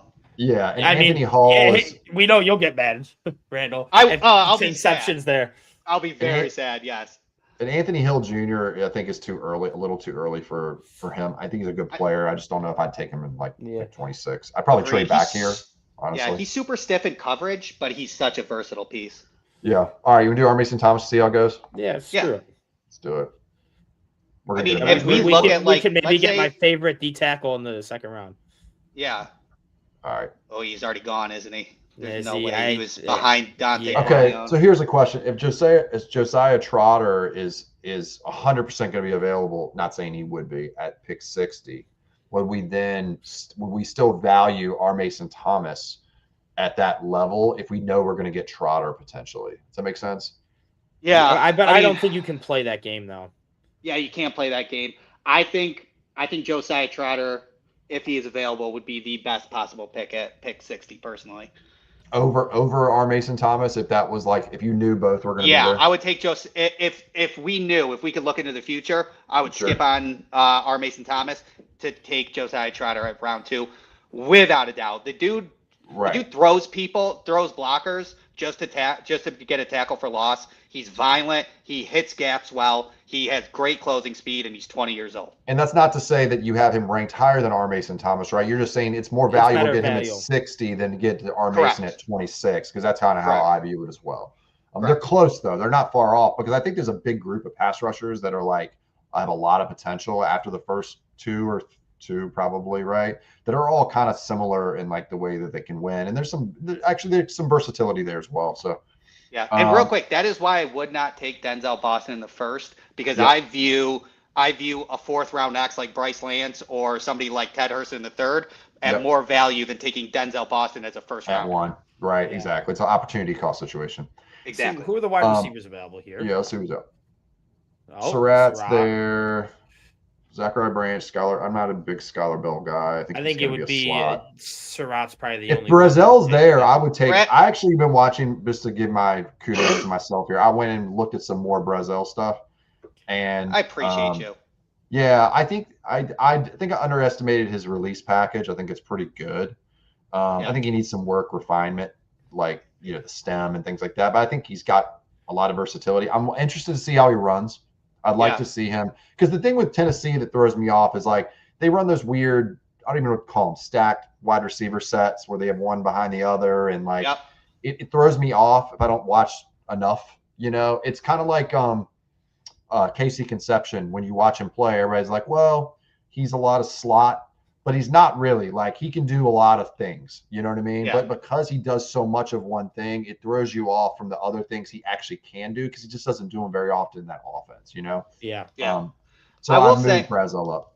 Yeah, I will say right here would be buying the low of Antonio Williams for Clemson. You are buying low at him. He reminds me of peak, like you're getting the best of Curtis Samuel. He would step into that Z role. And the only reason why he's dropping to the 3rd round, in summer, he was my wide receiver 3, but he had the high ankle sprain in week 1, and it really slowed down his production this year from week 1 to week 8. If you look at his stat line from week 9 to the end of the year, dynamite. 100-yard games with rushing. Yes, he is. You're buying him at his floor right now in that pick, and he is a really good Z. It's funny that they don't. I noticed this about PFF. They don't have our Oregon boy on here. What's his name? Malik Benson. He's not here at all, which is weird. People he's drive me definitely crazy. He's a top 15 receiver for me. He's not even on here. Yeah, man, he's so good. So would you? Okay, so if let's say we go receiver here, right? Here's a quick clip as well, because first of all, Ted Hurst is not ranked properly on PFF. I don't know what's going on with that. I've heard that Ted Hurst at the combine may run a 4.38. Where would you take him? Where would you take Ted Hurst at 6'3", 198, I believe, running a 4.37, 4.38? 70. Yeah, right. 75. I think that's the ballpark. I wouldn't take him 60. I wouldn't take him 60. But it's gonna be a learning curve. If we trade back from 26 and pick up an early 3rd from whatever team we trade back with, that's kind of a good landing spot for him. Or at 91 we trade up, or we trade back at 60. Like, I just wouldn't take him at 60. There's a boom bust potential with him though, because of his level of comp, in my opinion. So I'm concerned about that, of like taking a player. Mike Evans, Ted Hurst on the outsides. Woo! Oh my God! All right, no Mike Evans. Think about that. All right, Brazel and Evans. Whoa. Trotter profiles, late day 2, early day 3 pick. Okay, not just on name value, but on traits. Explosive trigger versus a run, hyperbolic unit zone, legit special teams. So I think in fact, I think I probably have him even rated higher. I'm imagining Randall does too. I feel like he's going to go in the mid 40s because he's got the name, he's got the age, and he's got the ceiling, which is super unfortunate, but we'll have to see. But everything Student Body Rights said, absolutely correct. Absolutely. Okay. So, all right, we're going receiver here. I'm going to give you a couple of names and you guys make a decision. Just vote between the two of you. Surratt, kind of steady Eddie player, right? That you know what you're getting. Catches everything, but he's not going to separate. But he you've got, I'm going to put Zachariah Branch in there. Nope. I'm just putting him in because I know that people are going to like them. All right, I'm going to take him out, though. Brazel, I think, is another one, and then Antonio Williams. So Antonio Williams, Brazel, Zachariah Branch, and Elijah Surratt. Who would you take, the two of you? Brazel. I would go with Surratt for the safe floor. Fair. Just because I kind of view this year with the wide receiver, contrary to many people, bandage it again, but try to do a better job. Put a little more assets into it than you have in the years past. Like, sign a guy and draft a guy day 2. I think that's probably the best way to do it if you miss out on Alec Pierce, and then focus on defense around that. And then hopefully you actually hit on the more defensive pieces this year, so then you can kind of put more assets into the wide receiver room next year. I'm going to tie break. I'm going Brazel. Who would you pair Brazel with in free agency? Who would I pair him with? Yeah, who Or would you pair him Miley? with? Shaheed? Or would you pair him No, more With of who? just a Miley? route winner. I think Brazil I'd wins down put- the field. I would pair him more Fair with Dobbs. That's- I think yeah, me Surratt too. is Good someone. point. Surratt That's is right. someone I'd Yeah. pair with Shaheed because Good point. Surratt's safer Yeah, and yeah. Shaheed's the big play, and that's kind Yeah. of the angle I want to go because I really like Shaheed because he has that special teams upside. When was the last I time like we that. had a punt returner that didn't suck? Yep. That's true No, too. I think Dobbs is a great answer for And Brazel, I yeah. don't hate like Yeah. I think if we go No, I think- Dobbs, yeah. then I think we'd probably I I think think a that's great. Brazel would make more sense. Or I know I've seen a lot of talk about Brennan Coleman from Mississippi State or Ted Hurst. I think those downfield winners would make a lot more sense if we go Dobbs. But I would Probably. rather go Shaheed, so then I'd rather go with someone a little bit safer like Surratt. Thompson's Brennan Thompson- explosive, but I think he's slot only. I don't know. That's just He's my gonna- guess. That's my. I just choice. can see. run- I haven't really looked he's into gonna him too run a much. I've just seen a lot of 4.29. talk about him. Yeah, he's gonna run. He's gonna run a 4.2. four. He's gonna run a 4.29, but he's verified 5'9", 170. Yeah. He- FCS wide receiver to keep a pulse Oh on. yeah, that. Or what about that? That just makes me think of the D3. Oh, guy Tyron from- Montgomery. Yeah, he was Yeah. just cooking He's- everyone. Well, he's not. Yeah, He's not a FCS. He's a D3. Yeah, that's He- seeing FCS just made me think Yeah. D3. Anything less than D1. He's a project. His releases, like he had some good releases on there, but he lost his footing a lot after that in the Senior Bowl. He's a project. He's a Stevie Johnson project. He talked Yeah. about Stevie Johnson.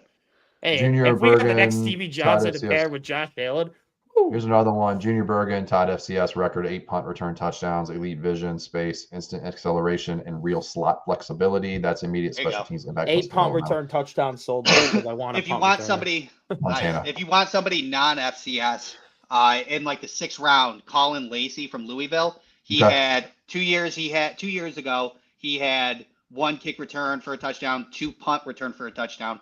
This year, he had 1 kick return for a touchdown, and pretty good slot receiver.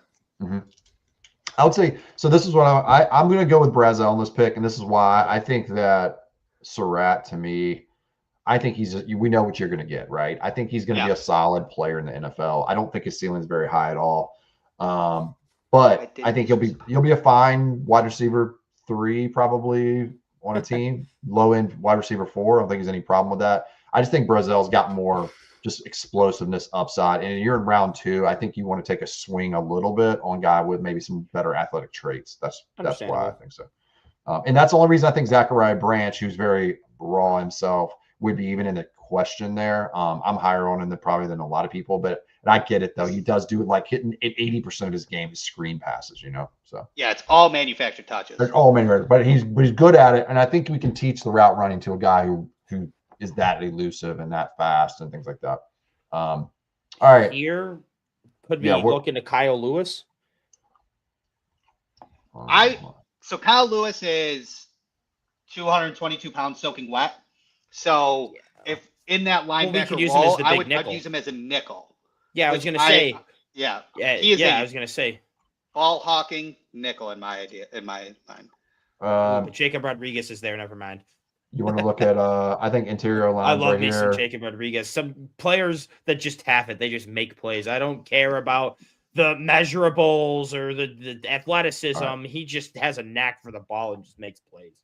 All right, so there's some safeties into linebacker, guard. I Genesis think- Smith. Yeah, there's a Genesis lot of Smith guys. is Oh, yours. If anyone's wondering what my 40 time would be, we'll just go with awful. It's pretty simple. and did they ask you? Not good.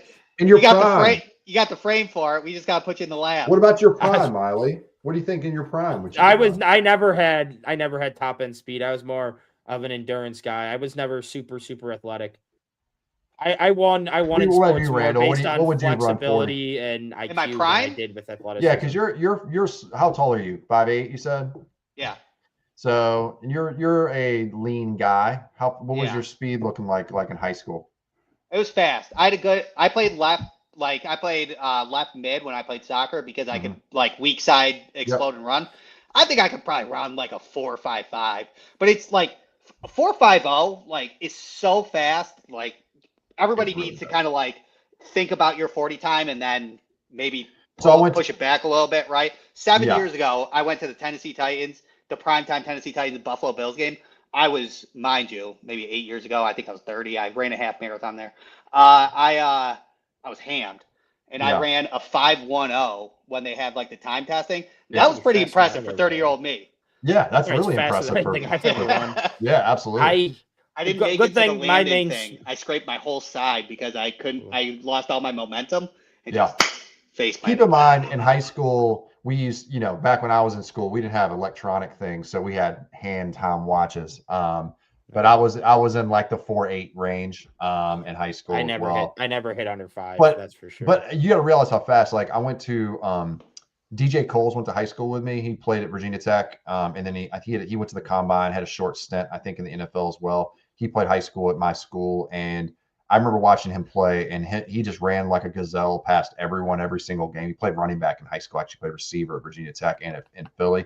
Dude, he ended up running like a 4.6 and some change in at the combine. I mean, it's like he's also 6'3", 220, right? Yeah. So it may have been faster in high school, but still, like that's pretty insanely fast. Luckily for me, all day. My main sport you didn't need any speed. There was no Body running ran involved in a wrestling. 4.64. That's really fast for That is fast. a defensive end or a linebacker or whatever he was. Yeah.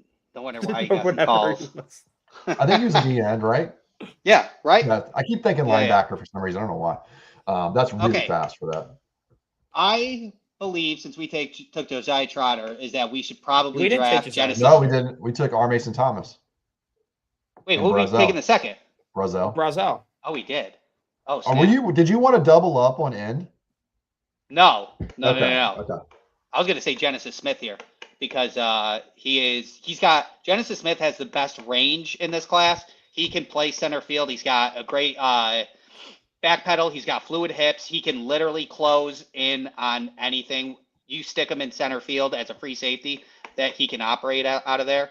I do like Kyle Lois Sold as a me. nickel.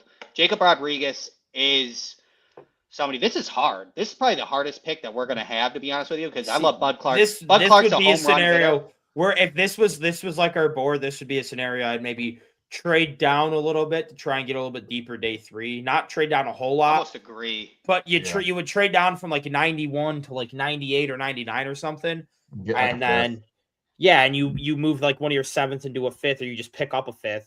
Yeah. And I think that would kind of be. I know we're not doing trades right now, but then because there's also Tim Keenan, who I love. I will say, Who would if be we're next looking at behind New linebacker, England? we're looking at traded back.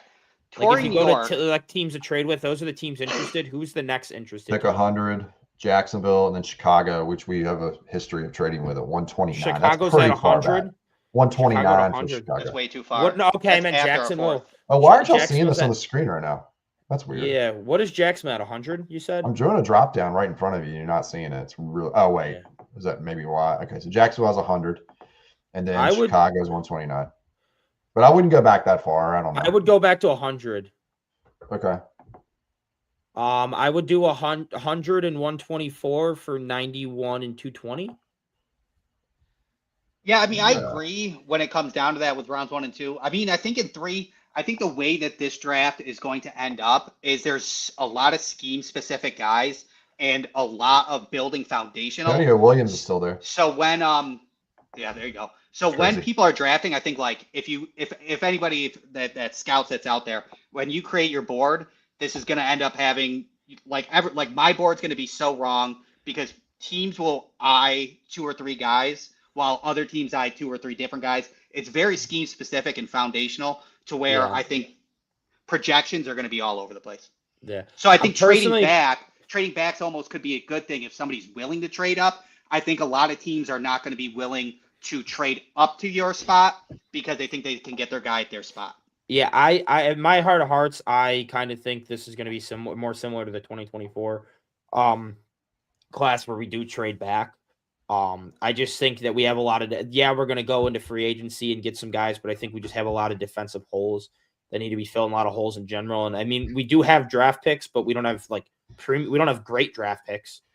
It's not like we're missing our third like we were in 24, but If we don't like who's at 26, I could see us as anybody. We'd have to look at it and see who has 2 second-round picks.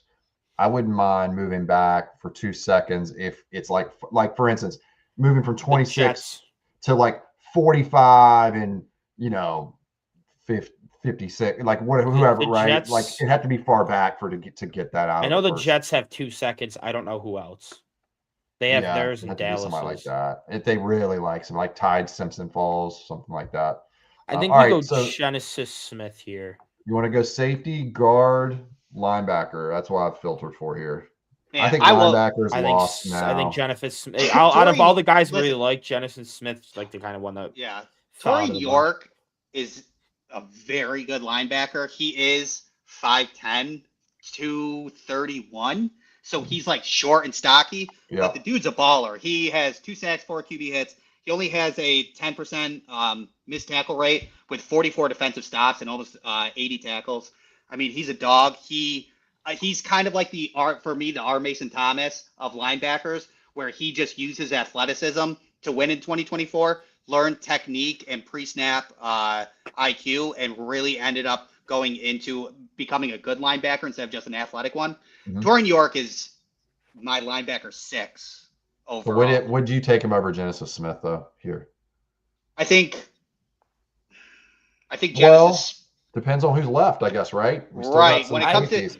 if we handle, I mean, I guess it would be free agency, but I would probably have to say, I don't know, Genesis Smith is so good.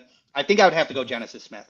I think that's you're just supplanting him as a free safety, and in a 3-4, you do play, especially with Leonard, you play single high, and he's the single high guy of the draft.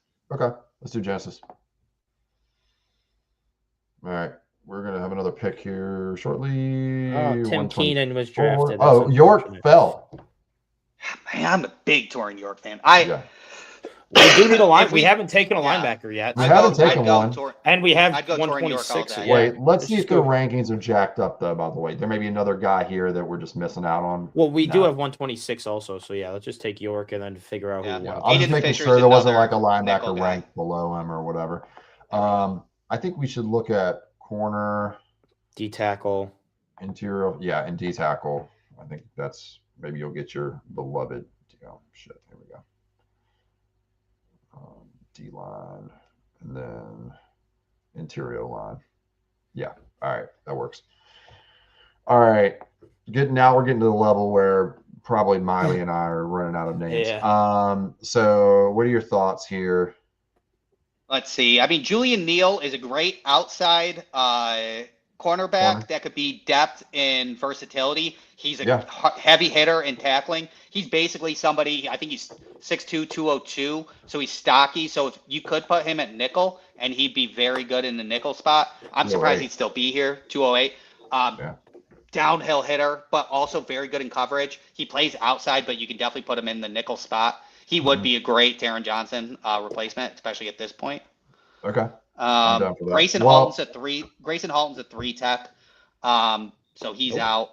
Albert Regis can play a little nose, I would say. Jalen Kilgore, I would be surprised if he's still here. He is a nickel safety, probably top 5 nickels in this draft for me for Jalen Kilgore. So I guess if we're looking to replace Taron Johnson, Jalen Kilgore would be absolutely phenomenal. You like him better as a prospect than Hancock? Yes. Okay. Yep. I'm just wondering. You said Julian Neal can also play boundary. I kind of would rather go with Neal then, because we also need boundary depth corners. So I think a versatility guy would kind of be important, where you could plug and play him. Yeah, I actually very much agree with that. Miley playing F it. We'll do it live. Selecting players is the most Doug Whaley style of draft evaluation since Doug Whaley. Pretty funny. All right, what are you thinking, guys? What would you do? Julian Neal. I like Miley's thoughts on being able to have him as a backup cornerback and then in that nickel role. Okay, cool. We're in round 5, late in round 5. And we're here. All right. Okay. Any interest? Well, I think we should look at, I keep thinking we should look at some guard for depth. We just got some corner depth. Yeah. Maybe tight end.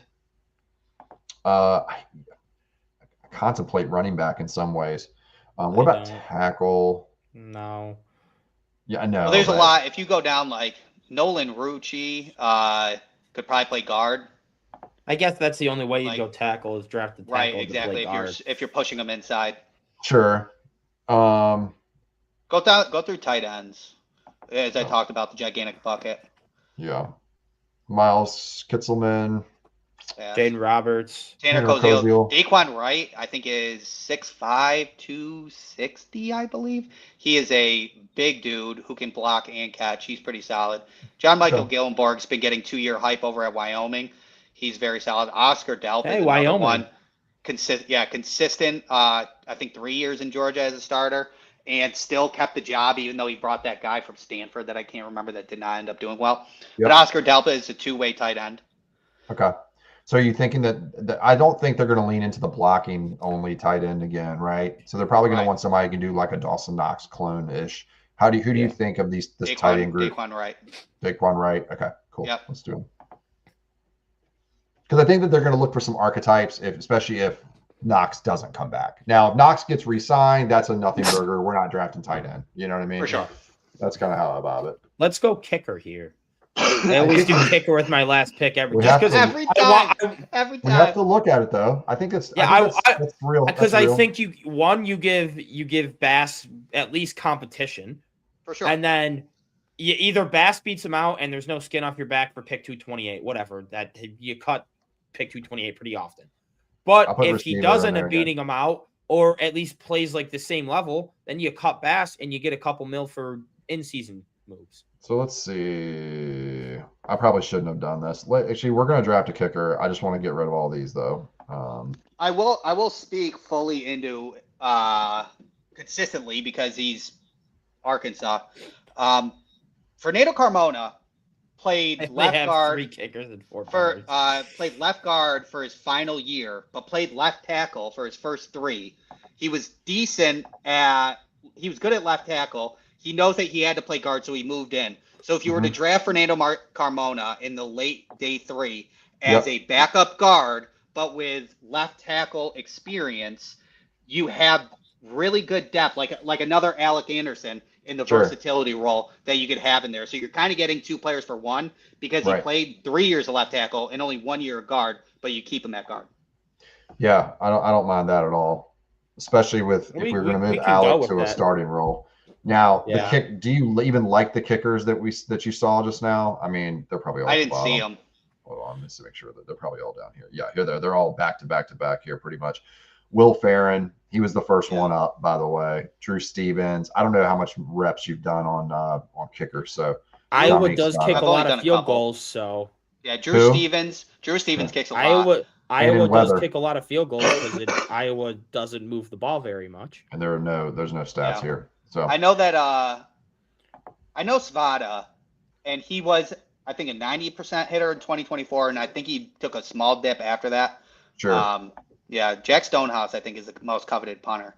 Yeah. So if we were, I mean, I've always done Svada, but I've not done enough research on kickers. I wouldn't if what they're showing. I know PFF is hard to follow, but if what they're showing is accurate in terms of like what they think of these players, then like, what's the point? You know, good kickers go in the 6th round. They're rated higher, huh? You can always go. Well, PFA, I don't think priority free. They don't even have any They have nothing for the kickers, so I think they just threw them there. They just threw them in there. Yeah, I don't even think they've done any scouting on the kicker, so I wouldn't trust where PFF has them ranked. Because look at their ADP. Their ADPs are sitting in the 100s. Do you want to do Carmona, or would you want to throw a different dart here? Be fine with Carmona. Joshua Braun's good. Micah Morris is good too. And then you're looking at, I believe, a center. Wisconsin drafting Wisconsin offensive lineman. One thing McDermott did get right is Midwestern offensive lineman is the way to go for sure. Yeah, especially they translate well to where we are too, like Wisconsin, Iowa. These are like cold places, you know. Yeah, but I mean, like Bryce Foster, he's a very good center. If we're looking at a center right now, could be a good time if we're putting Alec Anderson a left guard, and then you're getting a center behind SVPG. I'm not sure what his versatility would be in guard. Sure. I would go for Fernando Carmona, but that's me being biased. I sure, we'll go with it. That's it. Works for me. That's it. Let's see what they graded us. Well, if they even give us a grade again this time. Let's see. Actually, they do grade them when you do one, I think. Yeah, here we go. B-. Chris Brazel they don't have him rated very high on here, by the way. That's the big reason there. We got a trade out of it. Genesis Smith, home run. Torian York, home run. Julian Neal, good pick. Daquan Wright. At that point, we're picking guys who are, it's up to a matter of opinion who's good and who's not, you know. All right, cool. We'll do a full mock draft. This is funny. Maybe next week. When we did adult kickball, we once brought a keg. We once brought a keg, Nice. and then I hit a 40-yard field goal once. Oh, really? barely adult remember kickball? that. Yeah. I do it at my house. I had people come over, we drink, and then we play kickball afterward. We're drunk. It's not as easy as it looks. I mean, it's not Right. easy to kick 40-yard field goal, you know, if you're just a No. guy. Even if you're a soccer player, it's Don't not get me easy. wrong. I did not do 3 steps back, 3 steps to the left. I think I was 6 steps back and like You just ran up Sure. as hard. Yeah. It's like a kickoff. It's a kickoff for you. So, all right. Well, you guys got anything else? Next week we'll do a full first round mock draft if that works for you guys. I think that's good. I think Miley and I had a good time kind of walking through it. You know, most people are just going to know the first round, second round maybe. Third round it starts getting dicey, and then from there most people are kind of lost. You know, You maybe you maybe know a name or two you see on Twitter a couple times, like, oh, this could be a sleeper, but yeah. Yeah. Back in the day, Randy's BAC was higher than his 40 time. That's funny. That's good. Very accurate, unfortunately. Yeah. I didn't know about Bass. That's There fine. you go. Yeah, I agree with that. By the way, I'm Yeah. done with Bass. I mean, I'm ready just to draft a dude. I know free agency kickers kind of suck. I want to get somebody consistent. Bass, I thought was going to be And good, and he cheap. just on fell off. a rookie contract minimum too. Exactly. I think it's All right. fair to let competition go. Absolutely. Yeah. Yeah, absolutely. Let them compete or whatever, and then if you got to cut them, I'm just in favor of cutting them and just moving on. The injuries Unless he's the kind of a guys we head bring in case. I are feel like. worse, though. I mean, Bass isn't awful. I mean, he's inconsistent, but he has some very bright moments. I'd rather just have after seeing this year with Prater, it showed me what I value. Do I want a guy who kicks 65 yards? That's cool and all, but I'd much rather the guy just hits all of his kicks under 40. That's what I need. And we just be aggressive to go for it on fourth down. Yeah. Yeah, just be aggressive. Maybe a guy who can hit up to 50. I mean, I know that all of them can hit over 50, but guys consistent up to 50, that's fine with me. I don't care about anything past that, honestly. Not with our team. All right, guys. See you guys next time. Thank you, everybody, for watching. Like, share, subscribe, and see you Monday.